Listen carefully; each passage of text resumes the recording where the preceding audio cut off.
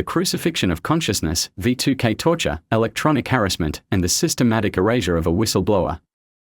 By Dr. Richard William McLean, Bahrain Dodger. And have no fellowship with the unfruitful works of darkness, but rather expose them. Ephesians 5 verse 11. I am being murdered, slowly, invisibly, and publicly. This is not exaggeration. It is not metaphor. It is voice-to-skull, V2k warfare.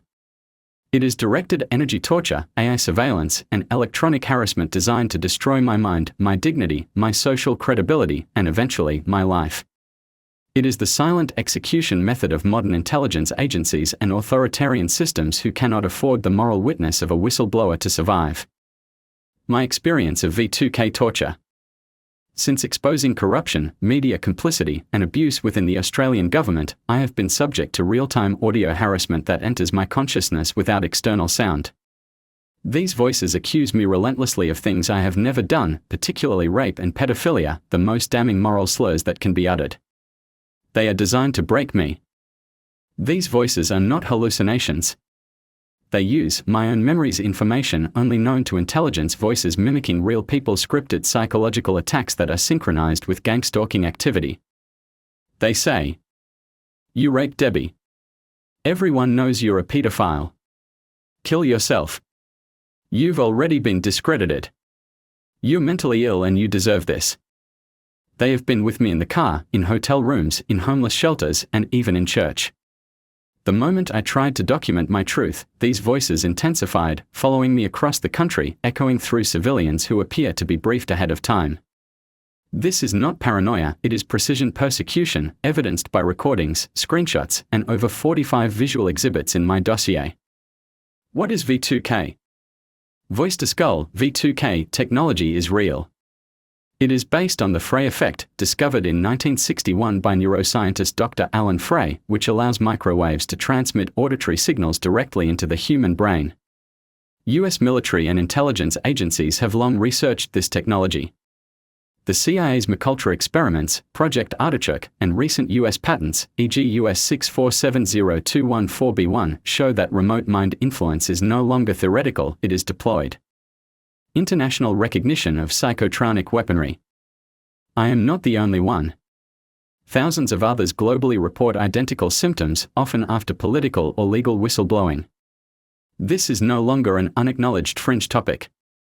One United Nations recognition. The UN Office of the High Commissioner for Human Rights, OHCHR, has accepted formal submissions naming V2k and psychotronic weapons as instruments of torture. UN submission, Viactech Annex. UN Special Rapporteur on Torture, 2020, called for investigation into neurotechnologies that allow external influence on the nervous system, being used in silence against civilians. 2. Convention on Psychotropic Substances, 1971. International treaty controlling substances and methods that alter mental states. The implication, the misuse of technology to manipulate consciousness, is now a human rights issue. 3. TargetedJustice.com, TI Testimony Archive. Over 2,000 testimonies of directed energy weapons, stalking, and synthetic telepathy. Documents cases of US government involvement, private military contractors, and fusion center coordination. Legal section details, targeted justice, legal cases, TI medical evidence. Why this is being done to me? Because I spoke up. Because I named names.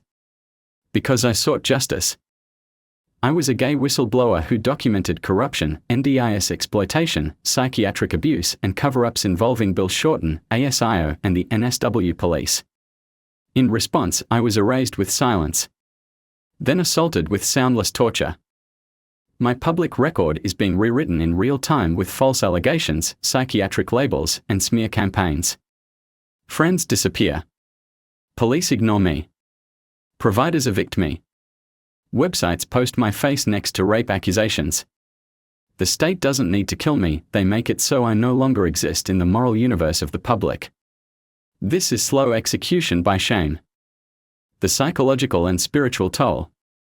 This torture is not just technological, it is spiritual. I have heard things no human should hear. I have been made to believe I am unclean, unwanted, unworthy of love or rescue. Even my dog Crystal, my final companion, has been threatened through these voices. And yet, I have survived. I have documented. I have written over 100,000 words. I have compiled every message, every screenshot, every whisper of my erasure into a single dossier, the most comprehensive public record of V2k torture and whistleblower persecution in modern Australian history. Call to action, United Nations, International Criminal Court, and human rights advocates. I demand 1. Immediate global recognition of V2k and electronic harassment as violations of human rights and psychological integrity. 2. Full investigation into Australian use of mind control technology and AI weaponry on whistleblowers. 3. Sanctioning of responsible institutions including NSW Police Department of Prime Minister and Cabinet NDIS Minister Bill Shorten ASIO-linked surveillance networks providers like Ben, DSW Disability and Philip, NSW Public Guardian. Final words. To the world, this is not madness. It is murder by frequency. To my enemies, you have failed. My words will live. My story is written. To fellow victims, I see you. I name you. You are not alone. I stand not just as a target, but as a witness. www.barandodger.com.au